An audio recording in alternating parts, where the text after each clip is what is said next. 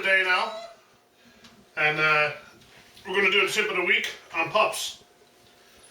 So Tony has had a litter of 11. 11, yeah. But we lost 3, so we're down to 8.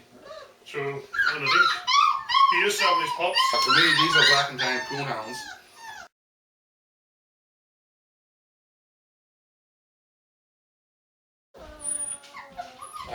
Now when you're looking to buy a dog, and once you do your research and stuff like that and realize how big the animal's going to be or whatever you need, then you want to do when you go in and purchase your animal from a breeder, say for me, you want to be able to see the mother, you want to be able to see the father, see what kind of reaction they are when you approach them. Are they a saucy dog?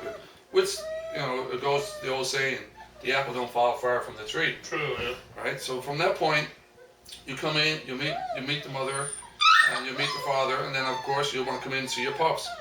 And of course, down below us are 6 other dogs, and they're quite quiet in their sleep. Now, this little one here is a barker, and she always barks. Another tip you want to do when you come in is when you get your pup, look at him, see how he handles in your hand, turn him over on his back, and see if he struggles to get out. If he struggles to get out, chances are he's going to be a little bit aggressive. If he stays on his back, just turn yours over there, King. Excuse me. And just lay him on his back. And if he struggles to get out, he's going to be a little bit aggressive, but it's not going to be too bad. And if he struggles in there, or if he stays still, he's going to be submissive. That's just an old wise tale or whatever, but it kind of works for me. That's how I choose my dogs. So they'll grow anywhere from, yes, my baby, anywhere from 25 to 35 pounds, and they're 2.5, 3 feet high.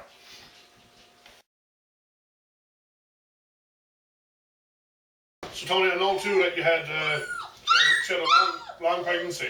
Yes. Tell us about that and how it happened. Well, at 2 o'clock in the morning she started having pups, and she only had 2. And 10 o'clock the following morning she had 11, all in total. And the last 3 I had to help pull out. Now, with the females, she probably only got 8 or 6 boobs to feed off. With a load like this, you got to be careful of, some dogs are not going to get fed. So what we do, and we've done with all our breeds, is we do it in shifts. Right now there's only 8, so we just put 4 in at a time on her, so that the mother doesn't get overwhelmed, and every pup gets enough. At this stage now, they're 3 weeks old. So what we'll do now is we'll start supplementing them in their food. We'll use egg. You can go to your local store and pick up protein, milk and stuff like that. Mix it up with some of your dry dog food. And when you do that, you got to make sure it comes to a paste. And those are the fellows will dig into it.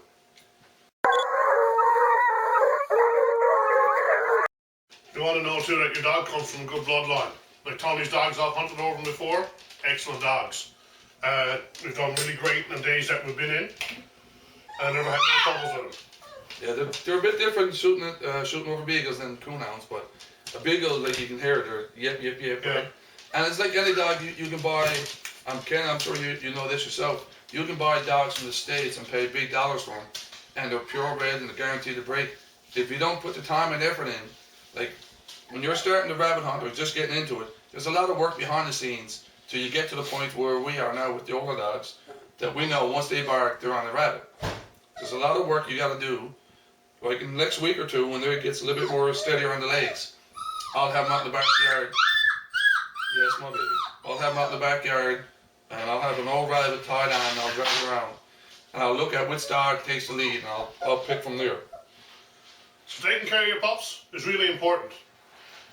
And buying a pup is even more important. So I hope this tip helps you in keeping your pups safe.